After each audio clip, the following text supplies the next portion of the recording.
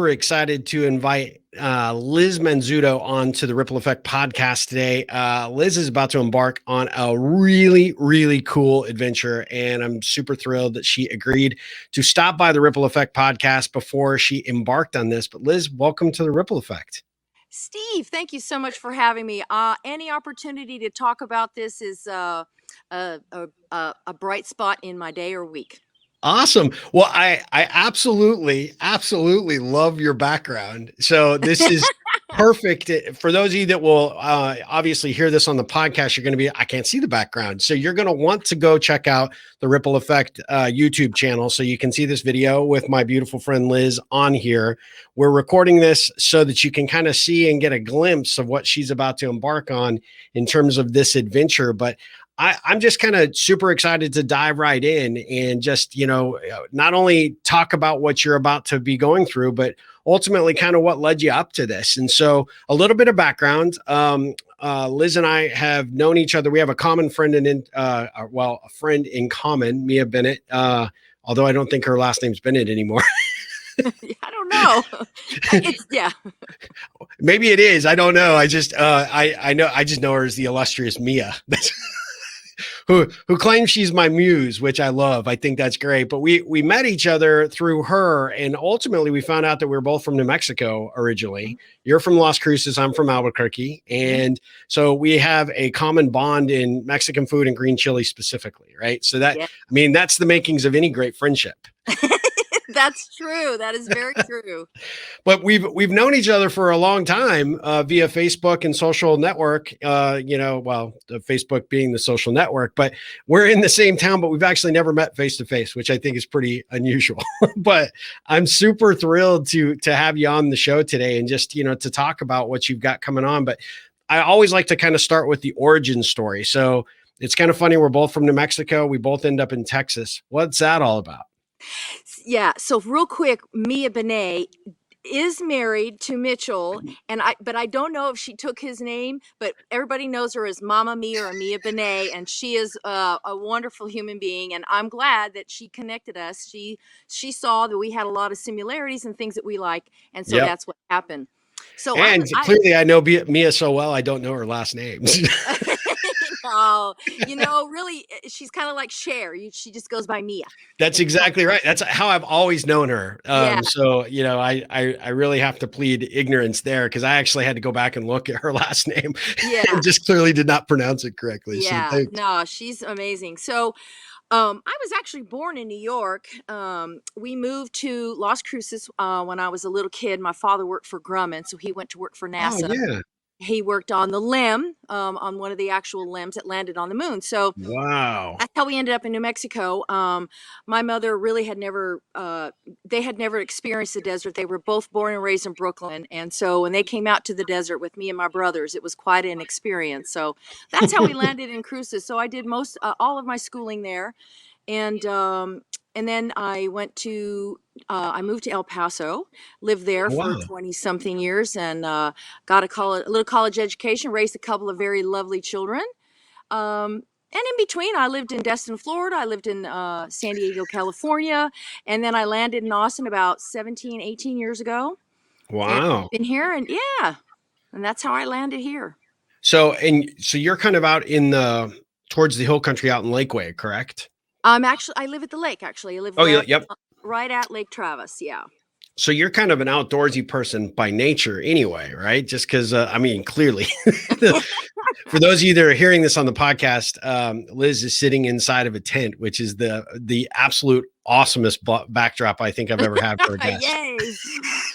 So I have always loved to be outside. I was that kid outside constantly. I was the first kid outside in the morning, the last kid out at night. I was always in my bare feet and climbing some tree. So I've always enjoyed being outside. Yeah, that's awesome. And ironically, Steve, my parents both being born and raised in Brooklyn, never camped. I mean, my father was in the war, but that was kind of different. It wasn't with the kids, and I never had that experience, but maybe once as a kid. And then my kids never had that. Believe it or not, I never embarked on taking them outdoors. Really? Which is kind of interesting. It wasn't until I moved to Austin until I started learning how to camp and do all of those things. And then hiking became a passion about 5 years ago. Yeah. Well, that's kind of interesting. Your parents being from Brooklyn, there weren't a lot of trees or mountains. Yeah, So, I exactly. mean, they come by it naturally, right? Yeah, yeah. Yeah. And your kids are both grown. Your one son is a race car driver. Is that right? That's correct. John Yep. Carney. He goes by J2. He's Nice. outside out of Lubbock, and Okay. him and his wife live there. They have 3 children, and then my daughter is she is an assistant GM at a private country club in Waco. Wow. She Oh, just got nice. this new job. She's phenomenal. Anything you need to know about putting on the most amazing party wine pairing, wine Yep. show, whatever. She just did her top 100 wines, and she's just very clever and smart, and she knows everything about drinking. So when I go to her house, I always get served a great cocktail. Well, that's a bonus for sure, And without she gets that question. from me. Yeah. Yeah, yeah, that's great. I love that. Well, when you and I had recently had an exchange of messages on Facebook, you had I think I saw kind of a shift in your LinkedIn profile. I may have reached out based on that, kind of got an indication that something was changing, right? And so I kind of just wanted to see what was up. And you said, "Hey, I'm about to embark on this." Amazing adventure. And I said, okay, do tell, I'm curious. And you talked about what you're about to embark on, which is to take on the Appalachian Trail. That's Yes. awesome. What they say is I'm going to attempt the AT, the Appalachian Trail. Yeah. So I've been thinking about this for about probably almost 6 years. I Wow. was hiking in my neighborhood, and I kept seeing this woman walking and hiking along and at a pretty rapid Oh, pace. wow. So one day I caught up to her and I introduced myself, and she told me she was living with a friend of mine down the street, another friend of me and Mia's, Mignon, and her name was Birdie. And I said, "Oh, that's kind of an Oh, unusual name." And she said, yep. "Well, I got it. That's my trail name." I said, "Your trail name, explain, kind of." And she had just finished, or there in within the year or so, had finished hiking the Appalachian Trail. And she Yep. was telling me all about it. But what's more fascinating is that she was a triple crowner.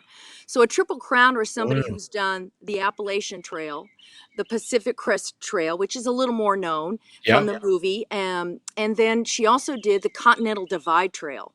And all of Wow. these essentially, yeah, they start the Continental Divide and the PCT start at the Mexican border and go all the way up to Canada. So it's about, I'm going to just take a wild guess and say it's well over 8,000 miles. And Wow. she is in a very elite group of being triple crowners. So Wow. she went on to tell me about it, and she got the trail name Birdie because she was a bird watcher, and you could be hiking along with her and she could point out all of these various birds. Oh, And how that's kind cool. of part of the experience of being on the trail is you get a trail name. That's great. Well, and do you get your name because it's something you like, or other hikers name you that? Other hikers name you, although I know that there are some people that give themselves a trail name. Yep. And I have thought about it because I've got a couple of nicknames, and I thought, what, I just kind of want to go. This whole experience is going to be about um, I'm calling it the Some For Me tour. Some Some being for me. spelled. I love that. The Some is spelled SUME, and it's an acronym. It stands Yep. for Shake Up My Existence For Me Oh, I tour. like it. So I thought I'm going to wait and get on the trail, and let's just see what people see that I may not see myself, and I want to go and give myself a name, and I just kind of want to see what happens out there on the trail. Yeah, absolutely. Well, the trail has fascinated me because we went to the edge of the Smoky Mountains a few years back when one of my sons was we were kind of touring Tennessee and that whole area, possible college location for him at the time. And we ended up going on one of the trails that just bumped right up to it. And my wife knows that I'm a huge fan. I read Bill Bryson's book, Yeah, a A walk Walk in in the the woods. Woods. And they made it into a movie, and it was pretty interesting to kind of watch that. But the book just fascinated me. I read it twice because I was just sucked in by the process that he went through in order to kind of gear up to do it, the sort of the courage and the just the unbelievable effort that it takes to be able to commit to such a huge endeavor, right? And so when you mentioned it, I was instantly hooked. I wanted to know more. And I've had other friends, actually business colleagues, that have done it, but they've done it in little chunks, right? Yeah. Which I think is, I think there's a phrase for that when people do it annually and just do a portion of the trail. It's But called section hike. it's called what? A section hike. So you've done a section. Section hike. Yeah. Okay. Yeah, and so he did that, and he actually had a 10-year goal. So he's a little bit older Oh, gentleman. yeah. He wanted to do it, completing his last year, the year he was planning on retiring. And then his plan was the year after he retired to actually do the Pacific Coast Trail. And so he's since retired. To my knowledge, has not done the PCT yet, but I know he will. I mean, he's a committed guy, but his goal was to break that up over a course of 10 years. And then this one, he was just going to do the through hike, right? From Mexico all the way up to Canada. But so you're going to attempt the through hike. Is that right? I'm going to attempt the Appalachian Trail. Yep. So, and the reason you use the word attempt is because just in case you don't quite make it. But it's a lot. I belong to this Appalachian Trail through hiker 2021 group, and Okay. there's a lot of people who have done the hiking that go on, and you can ask questions about things that you have. You may need, like about gear or whatever, and a lot of them always say it is a mindset. Everything else you'll get through it, and they call it embrace the suck. Okay. Right? And Okay. it does rain quite a bit, which I'm really looking forward to, which I know you can relate as Yep. growing up in New Mexico. Having trees and rain is going to be, I think, that for me, really a bonus for it, right? Absolutely. So yeah, you do this attempt in hopes that you're gonna make it. And I've been thinking about it, and I've been preparing for it. Well, I've been thinking about it, right, for about 5 or 6 years. And then I started thinking last summer that I think, what am I going to do for my 60th birthday? I want to do something really amazing. I want to have fun. I want to do something. And then I thought, you know what? This would be the great time to do this trip. So I started kind of prepping for it, started becoming a gear nerd and researching Yep. gear and doing all of these things. And then I went into New Mexico. I went hiked into the Pecos Wilderness. That was a five Yep. day backpacking trip where we had to hike up. We started at a little over 8,000 elevation, went up to about a little over 11. And Wow. it was quite a feat, but it was beautiful and it was so much fun. That's when the first snow came, so we got stuck in the snow. And one day we were suntanning, the next day we were under 3 feet or 3 inches of snow. So after that, it really helped me gain my confidence in knowing that okay, I can do this. So that's when I started really studying, really buying gear, and just hunkering down on doing it. Okay, so for those of us that have thought about it, and actually it's on my bucket list, to be honest with you. I had always threatened to do it by the time I was 50. I thought I would be in a position to maybe take that, because it's a long commitment to do it. And I wasn't exactly sure whether I would go all the way for, the whole trail or not, but I tend to be somebody that, hey, if I start something, I want to finish it. And of course, as I got closer to 50, I think I kind of chickened out a little bit because I've got so much going on for work, and I wonder if I can take that much time off. And so I'm not quite there yet. But for someone that's contemplated something like this, I mean, you kind of said you're a gear nerd, all the things that you kind of have researched and gone. So what are you, what goes into that pack, and what are you leaving behind that you're probably most worried that you're leaving behind? So yes, it is a 6 month endeavor. It is every year the trail changes just a little bit so that they can do some repair to the Oh, land, did and not know so they that. can alter the trail. So this year the trail is 2,193.1 miles, and that starts at Springer Mountain and goes up to North Main, and you will summit Mount Katahdin. Okay. And so here's the thing. So there's a lot of different people that do it a lot of different ways. And they always say another acronym, which is HYOH, which is hike your own hike. So Yep. you do you. Yep. everybody's way they're going to do it isn't going to be the same. So some people do ultralight, where their base weight is 18 pounds or less with food Okay. and water. And Wow. that means, one change of clothes, or they take these little bitty stoves and, things of that nature. Yep. I think that I'm kind of in between. I'd really like to keep my pack at about 23 pounds with food. So it's getting to be a little bit of a challenge, but I know I can do it. It's just a matter of, like you're saying, what are you leaving behind that you think you're going to need? So I've got a Yeah. pile over here that's for the things I know I'm going to need. And then I got a pile over here for the just in case, right? So they Right. always talk about you got to get rid of the just in case. You don't need to carry the just in case. So I've got the just in case, just in case. So I will have my tent. I've got Okay. my wonderful tent that I love so much. And I've got a sleeping bag. You have your sleep system. Sleep's going to be the most important thing to me. So Sure. I've spent a lot of money on my sleep system. I got a really nice tent. I got a 20-degree bag. I got a really nice pad. I got 2 pads. Actually, I bought a really nice pillow that's 9 ounces, which is like, oh my God, you're carrying the pillow. It's 9 ounces. Yeah. But that's important to me. And then I will pick it up somewhere else along the way of not carrying something else. So Yeah. you have your cook system, which is a pot, and your fuel and your little, I'm taking a jet boil, which is all one Okay. unit. A spork, and you got to have a bear bag. Some people carry a bear canister during through the Smokies. I think they recommend a bear canister. So Okay. you either have to get through the Smokies or carry a bear canister. There's some different rule of thought on that. I got a yursack, which you can tie to a tree or you can tie it up into a tree. It's supposed to be bear proof. We'll see. Yeah. Uh, 2 changes of clothes. You have your camp clothes. You have your camp shoes, which are Crocs, which I never thought I'd pay $55 for a really Really? not attractive pair of shoes. But that is kind of the going thing. Is a lot of people like to wear the Crocs, and they're very lightweight. You can carry them on Yep. the back of your pack and not even know that you've got them. I think they're 3 or 4 ounces. And so, like that, yeah. So when Couple you're on the trail, are you, I mean, obviously you're away from cell phones, you're away from any kind of technology. Are you taking any kind of technology with you to be able to take pictures or Yes. communicate with the outside world if you need to?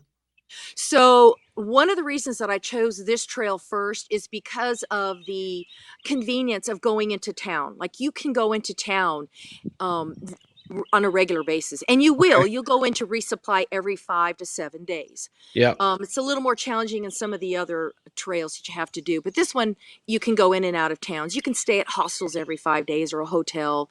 But I have Verizon. Thank you, Verizon. And Verizon seems to get the best reception on the trail. So I'm super excited about that. But I also have a Garmin Inreach. It's a little, and I meant to bring it out here. Um, it's a satellite radio. And Yeah. so what I can do when I get to camp every night is I can send a text to my family and say, I'm at camp, all is well. I can send one in the morning, I'm leaving camp, all is well. It's got a way for me to find my way. It's got a compass and a map on it. You can Yep. download the Appalachian Trail map on it. Wow. The one feature that I like is it's an SOS button on the side. So if I fall and I can't get up, I can hit my SOS button. Yeah. That's it. Yeah. That's important, right? So, Yeah, I mean, and you hope it's nothing like that happens, but if you did, you want to be able to quickly get yeah. assistance if need be.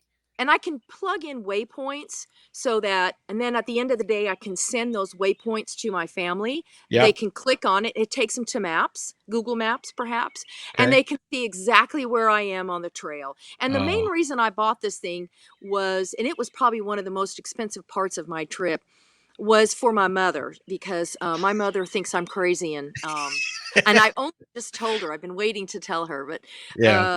she thinks I'm crazy, and so I got it for her so that she can, with my brothers, keep track of where I'm at. That's good.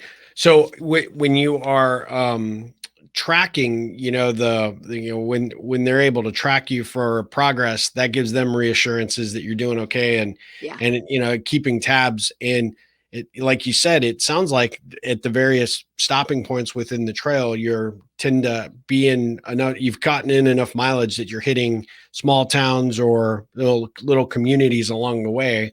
How many of those have you thought or added up how many small towns you might actually encounter throughout this adventure? Oh, no, I haven't. It's quite a list, and you don't go into all of them, right? So Sure. you'll hike the first round, and everybody knows you go. The first place you go is Neal's Gap, and then Okay. from there you go to, and there's certain spots that you are going to hit, and there's some side things you can do. A lot of people don't go into Gatlinburg, Tennessee, because it's rather expensive to resupply. Some Yeah. people say go there; it's a great place to visit. Um, and the other reason I chose the trail is that that's part of the country that I haven't really experienced as much as some of the others. So I probably will go into Gatlinburg and kind of make that visit. So there's plenty. You just have to kind of pick and choose, and depending on where you are. So when you start, you're probably going to be at a lower. You're going to start. You want to start slow because there's a lot of ascending and descending. And descending, Okay. believe it or not, is where you could potentially get injured. Okay. So you'll start. I'm going to probably start at about 8 miles a day, and build myself up. I've been following this couple on YouTube. There's several people you can follow. It's so much fun. They had a 25-mile day one day, and Really? I was very impressed with that. Whether I get to 25 miles a day is to be seen, Yep. but I would like to get up to 18 or 20 miles a day, just depending. I don't want to get injured. I want to finish. Sure. Well, and so that actually brings up a question. Is there a recommended? I mean, I know you said hike your own hike, right? Know your kind of limits physically, mentally, because it is you embrace the suck, like you said.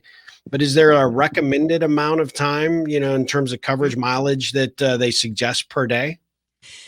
If you can average, I'm pretty sure, if you can average about 15 miles a day, it should take you about 6 months. So Really? the goal is, and there's people that have been on the trail already all year. There's a guy that just finished. He started in the north in Maine in dead of Wow. winter and made his way down.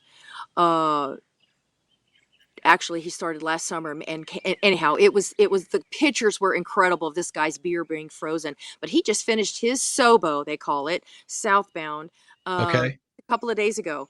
But I will be going Nobo, right? So I'll be Yep. going north. If you can average about 15 miles a day, then you can finish in 6 months. So if you start earlier, you're going to get into the cold weather, which is why I've been kind of waiting. Although they're Sure. having incredible weather, I wish that I was on the trail now. You have to get to Mount Katahdin before or around October 15th because it shuts down due to weather. Because Wow. it's the northernmost highest point in Maine, I think in that area. Don't quote me on that. So the weather there is very unpredictable and very cold, and snow and ice and possible, all kinds of things, right? So Sure. you want Sure. to get to Mount Katahdin before that. So my goal is to get there mid to end September. Okay. So when you get up into those higher elevations in those northern states, I'm assuming that at some point you'll have resupply points that maybe you've already purchased this gear and your family will ship it to you, or like with the Mm. walk in the woods, or I think hopefully I got that title correctly, but when I read it, it was pretty interesting how many times he kept, that was the thing to look forward to, is to get to those points where you get a little taste of home or whatever. Is that the plan for you, or will you just buy along the way, or? So there's a lot of junk food that these hikers eat that I like food. I like good food. So it's going to be a challenge for me to eat ramen for 6 months. Yeah, yeah.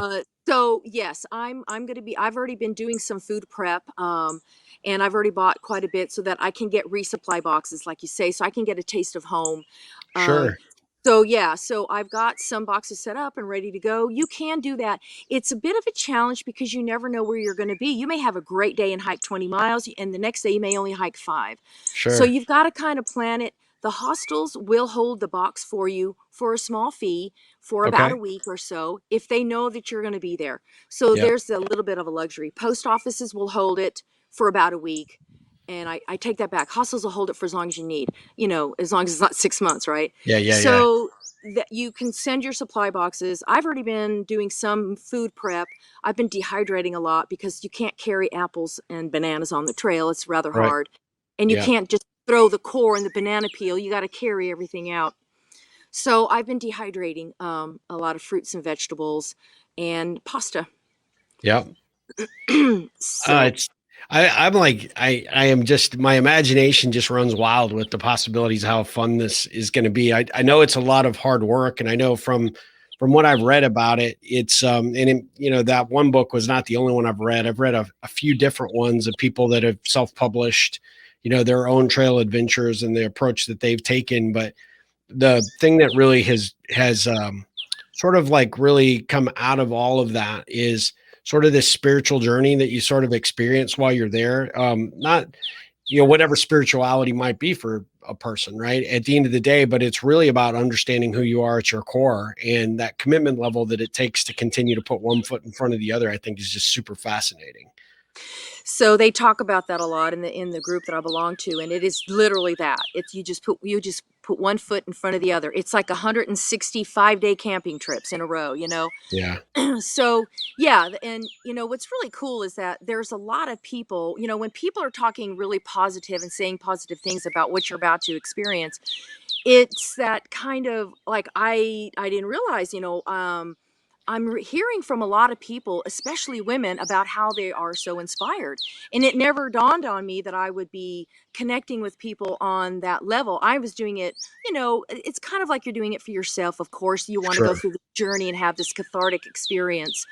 But I was also wanting to be an inspiration to my own family, my children, my grandchildren, my Yeah. nieces, my nephews, you know, and all of this with my brothers and just everybody. So that, so when I'm hearing people talk to me about being inspired by it, it kind of has that ripple effect Yeah. of Yeah. it goes from one person to another, just like with you. You became immediately fascinated, and I'm just getting such great support of being inspired and you know trying to get me, you know, encouraging me. And when I have those days like I'm, oh my God, am I doing the right thing? Have I lost my mind? Everybody kind of brings me back. So the more people I get involved, the more rippling effect that I have with people to keep me going is an inspiration for me too. Yeah, well, I mean, I think it's just amazing. I am so envious of the adventure you're about to have. I have a good friend. She was on my podcast last year about this time. A friend that had worked at the Center for Nonprofit through ACC, Lisa Bissett, and she is embarked on a similar adventure, but not exactly the same. She renovated a van to live in, you know, to Mhm. create a living situation for herself and her dog Paco, and her goal was to save up enough money. It's kind of been a long-term vision for her to be able to just, you know, sell her house, save up, you know, as much money as possible, and then live for as long as she possibly can out of the van. And over the course of the past year, it's just been this amazing journey of all these different places she's visited, all these experiences that she's had, most importantly, all the incredible people that she's encountered along the way. And she's an artist and a writer, and she's just incredibly gifted. But the thing that really captures my attention, aside from just the beautiful photos that she puts up on Instagram, are these really unique engagements that she's had where she's met people along the way that are either on similar paths or trying to find their own path to self-discovery. And the stories that come out of that are pretty fascinating. So I would imagine you probably are looking forward to that as well. For sure.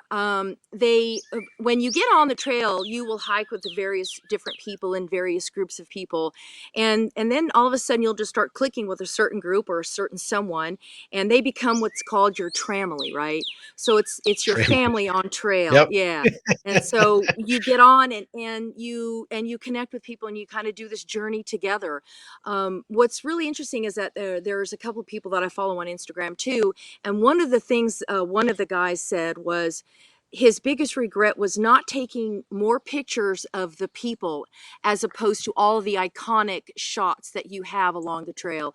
And so Sure. I know that I'm going to keep that in mind when I'm traveling with all of these different people that I want to get there. I'm an I love to interview. My family likes to call me Barbara Walters, if anybody knows who Barbara Walters is anymore.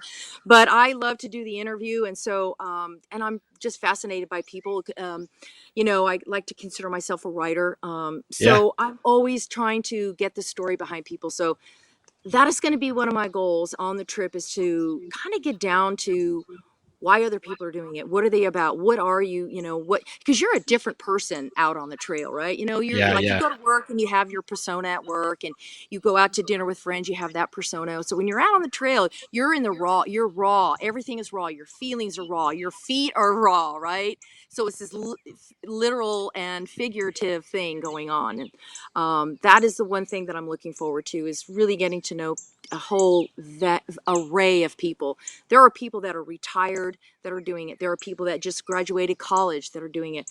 There's people that just decided last minute, I'm going to Walmart and load up on gear. I'm going to do Yep. it. So it's going to be a very interesting on the people side of it, for sure. Yeah, absolutely. And, and probably the most important person you'll meet along the way is yourself, right? Yeah, I think that at this point I'm very comfortable with who I am. I've gone through a lot of work to get to where I'm at, right?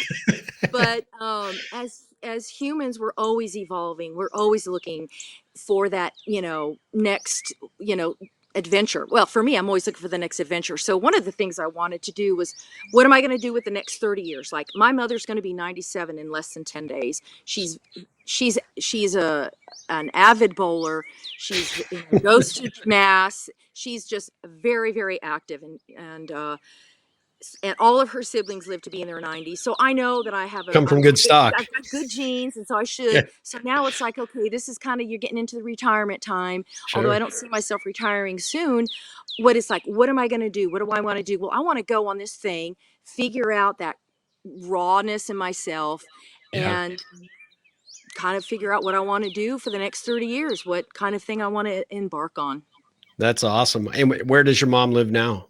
She's in Cruces. Okay. Okay. Good. Yeah. Well, She's still and that's pretty awesome. She'll be tracking you from there. So Yeah.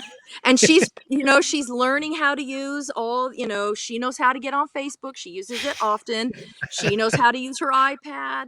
Her problem really, and I say her problem, her only thing right now is that she's having trouble seeing. She's starting to lose her eyesight a little bit. And so, she does have trouble kind of clicking on things. But other than that, she's pretty savvy.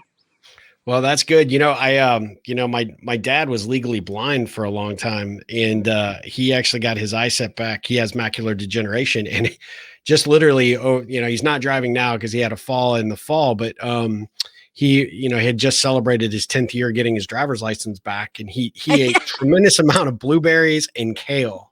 So maybe that'll help your mom. It's pretty incredible. He's got, he talks to all of his older friends that he calls the old people. And he's always telling them, hey, if your eyesight's failing, try that, and it's worked wonders for him. But that's We pretty need to funny. get our parent. Yeah, we need to get my mother and your father together, because I my agree. mother is always calling her lady friends who are in their 70s or 80s the old ladies. I'm going with the old ladies today. Yeah. She doesn't know how to drive. She's such an old lady. And I'm like, Yeah. and she was doing the same thing. She was celebrating every year she got her driver's license. Finally, That's around 93, she had to stop, but it was the same thing. Yeah. Well, I don't know if that's more of a indicative of what New Mexico's low standards are for driving. I tell Could people that be. story. I'm like, yeah, I just pray every time he would drive. Yeah. It's like if they could put him in an Nerf car, I think that would be much better, safer for him and for everyone else. But he gets out there and does it. But good for your mom to, keep up with all the technology she's going to need to keep up with your trip. The thing that I really, impresses me about you is I love the fact that you said you consider yourself a rider. One of the things that you have on your Facebook page is I love the smell of the desert after it rains and the sound of a train in the distance. That's such a New Mexico thing, I think, because of where we grew up and what we experienced. And those are two of my favorite things as well. But there's just a story in that one line, right? And my thought was, when I eventually do make it on the trail, it's not if, it's a matter of, it's not a matter of if, it's a matter of when. That's the thing I'm kind of looking the most forward to, is to be able to have that time in my own head, because you have so much that gets tossed at you in day-to-day life. And then you're just all of a sudden on this trail where it's the sound of nature is what the sound of nature is. And there's no buzzing cell phones, or there's nobody trying to send you an email or having to keep up with the types of deadlines. The deadlines are yours, and the trail is yours to follow however you choose to do so. That's very true. Again, hike your own hike. And there's a lot of people that do listen to podcasts and they listen to some music now and again. Yep. And, that's also a great time to do a lot of learning. I've Yeah. been trying to teach myself how to speak Italian. So that might be an opportunity for me to start kind of learning how to speak Italian. Steve, there's a lot of people on the trail right now that are traveling with their kids. Really? There's a lady, there's a family of 5 or 6 right now on the trail. I think it's the parents and the 4 kids that are hiking Wow. it. There's a 4-year-old, a couple of 4-year-olds hiking with their mom or their parents. So, people are, and it's kind of like, you wait. Oh, when my kids graduate. Oh, and there's always that thing, Yeah. right? Now, I Yeah. know you've got a kid that just graduated from College. college. Yeah. Yeah. So Another one there, graduating high school. So yeah. yeah, well, so I mean, there's always that opportunity. It would be nice for people to know that you don't have to wait until you retire. You don't have to wait. You do need to have the 6 months off, but you can also hike a lion's share of it during the summer with your kids and get the Yeah. kids out and be in nature. And then That's you great. go back and finish up the section hikes at another time. Yep. Yeah. It's a No, that's great good. bonding experience. Yeah, my son and I have talked about it, and I have another friend that has also expressed interest in doing it. And I don't know if, it's something that you always find an excuse to put it off. And at some juncture, my plan is to stop making those excuses and just do it. Right. Yeah. So, I'm close. I'm closer than I was, not as close as I thought I might be at this stage of my life, but I'm closer than I was, even a few years back. And so I'm super excited. I'm going to live vicariously through your, through your adventure. Is there anything as you look at, when you are ready to embark, is there anything that that gives you any cause to pause to do it, or anything that you have that, kind of scares you about the unknown that, you could share? Sure. So yeah, the cause to pause has been happening for the last 8 months. The cause to There's pause. I love that. Well, we're in the middle of this pandemic, and so it's like I quit a perfectly good job to go do this, right? Yeah. Yeah. So there's that aspect, but I've been saving and I'm good on that aspect, because there's a cost associated with doing it. Sure. So there was that, it's like, there's people that are struggling and need jobs and, and then I kind of think, well, this is an opportunity for them to hire somebody that may need that job more than me right now Yeah. at this time. It's a So, great attitude. so I'm trying to, not get that. And then I worry that I'm not going to finish, of course, and then I worry about hurting myself. But, those are all things that you do one day at a time, right? Don't Yeah. worry about it. Don't worry if you injure, you go into town, you regroup, rest a little bit, and you get back out on the trail. So there's going to be a lot of that. What am I afraid of? I'm afraid of not finishing, but at first I was afraid of the bears. I Yeah. haven't encountered a bear. So, but more than that, snakes. A guy just posted this morning a 10-foot snake, and I think it was a rattler, but I don't know for Wow. sure. I didn't want to look too closely. And he was like, "Oh, this is the biggest one I've seen on the trail yet." And I thought, "Oh my God, he's seen Yeah. more than one." Yeah. So I'm a little worried about snakes. And then so part of this thing is when you're hiking, you hike to a certain gap or to a certain stop, a certain shelter. Yeah. So they have these shelters. They're open air shelters for the most part, and a lot of people don't even take tents. That's part of that ultralight hiking. They Okay. will go in the shelter and they set up their sleeping system, and everybody piles up right next to each other. I'm not probably gonna do that unless it's pouring rain. I don't feel like putting up my tent, which is what a Sure. lot of people do too. But in those shelters, the mice have been trained that hikers Wow. will make the mistake of leaving food in their backpack or Yeah. in their pouch in front of them. Like you'll take snacks in your side pouch, peanut butter, a Cliff Bar, whatever it is, Yeah. and you put the wrapper back in there. The mice will chew through your pack to get to that paper. Yeah. Hey, my And a friend. lot of, yeah, a Oh, lot of go times go ahead. Go ahead. yeah, a lot of times people will say that they felt the mice go across their pack, across I their was thing. gonna And I'm say, yeah, like, my my friend Jeff did that same thing, but he went to bed, or, got in his sack, and he was, he's just so exhausted. Like he Yeah. fell asleep with a half-eaten Cliff Bar, and he woke up with a sleeping bag full of mice. Yeah. Yes. Oh my gosh. That's a good, I haven't heard anybody doing that, but that's the kind of thing that I'm not fearful of, but I'm leery of. Yeah, yeah. Be like, I'll just take those extra precautions not to Yeah. make sure that'll make sure that you don't forget those things. And I'm kind of with you on the snakes thing. That would be the only other thing that would concern me. But in fact, my friend Amy, that I told her I was doing this interview today, her question was, what about the bears and the mountain lions? Do they give you any guidance at REI or wherever you're getting all your gear, or any of the sites that you may be visiting or following other hikers? Any indication that those things are anything of real concern? I mean, obviously, if you have a bear container in a bag, you're in their world, so you have to take those precautions like you would on any camping trip. But any special things that you have to, be aware of? Yes. So, I just listened to this, I listened to this podcast. It's called Backpacker Radio. And they had this guy on this last week who was so informative. And he talks about leave no traces, very important on these trails. You Sure. pack in what you pack out what you pack in. There's a certain way to do all kinds of things. And one of them is you don't eat an apple core and just throw it out thinking it's biodegradable, because what happens is that we're training the wildlife in their habitat to come and look for those things, and to, Sure.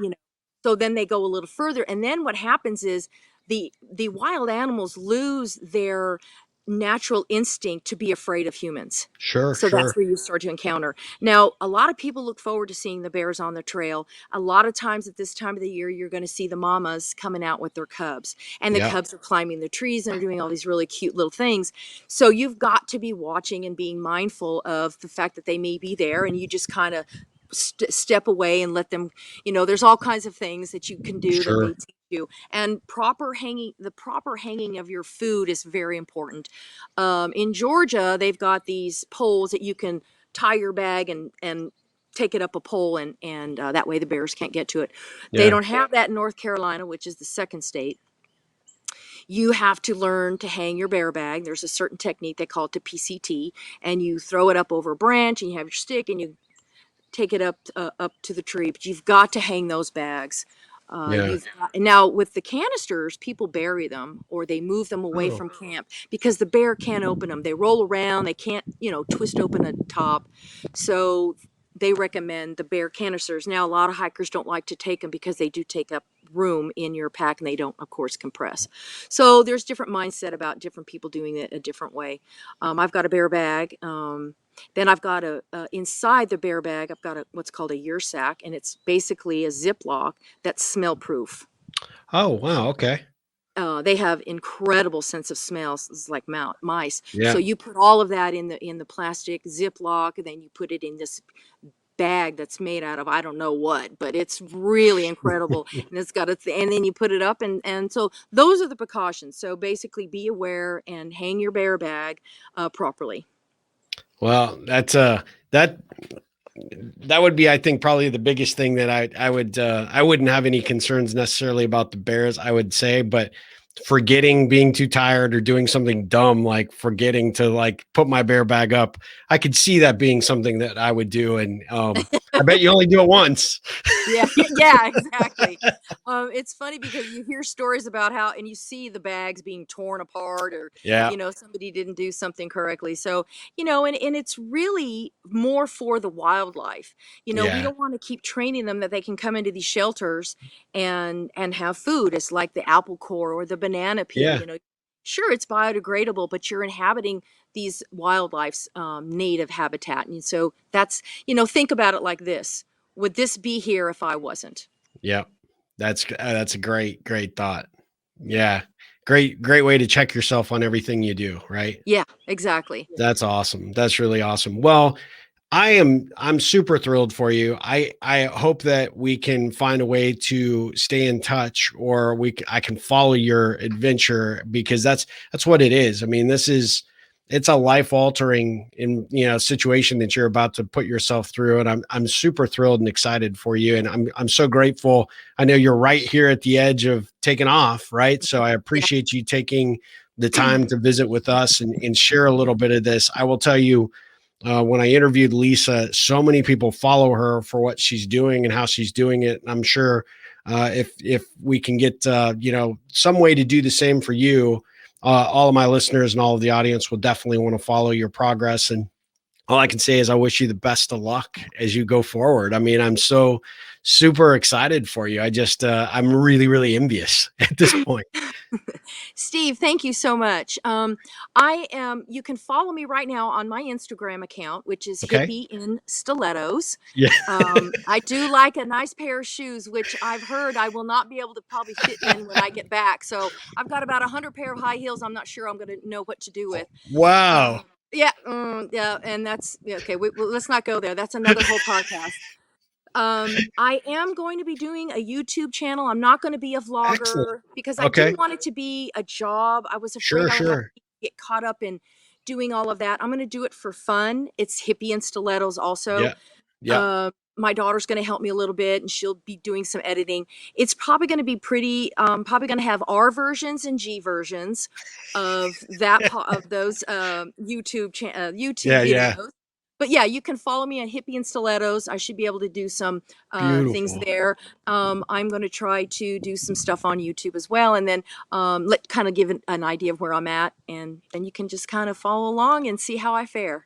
I think that's awesome. Well, I know that you are going to have a great time. I know you're going to find a whole lot of empowerment in what you're going to experience. There's no doubt. Everybody that I've ever talked to that's done this is they've changed, right? They find something in themselves that they may have thought was in there, but they didn't know how to get to it, and they somehow discover it. And I hope the same for you. I mean, you are an inspiration. I'm excited for you. I'm grateful our paths have crossed, and I can't wait to have you back on the podcast after you've done it and to talk about the experience and what adventures that you had out there.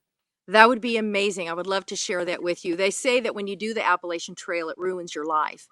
And here's what they mean. It's like if you've put a job on hold, you've taken a leave of absence, Yep. most like whatever you were doing, you're going to come off the trail not doing probably anything that you were doing. So I'm looking forward to that. And I That's would love to come awesome. back on and share the experience. And I appreciate your time today. Thanks Well, for thank you calling so me. much. I am grateful that you agreed to do this, and I wish you the best of luck. Be safe and happy trails. Thank you so much, Steve. It was great talking to you.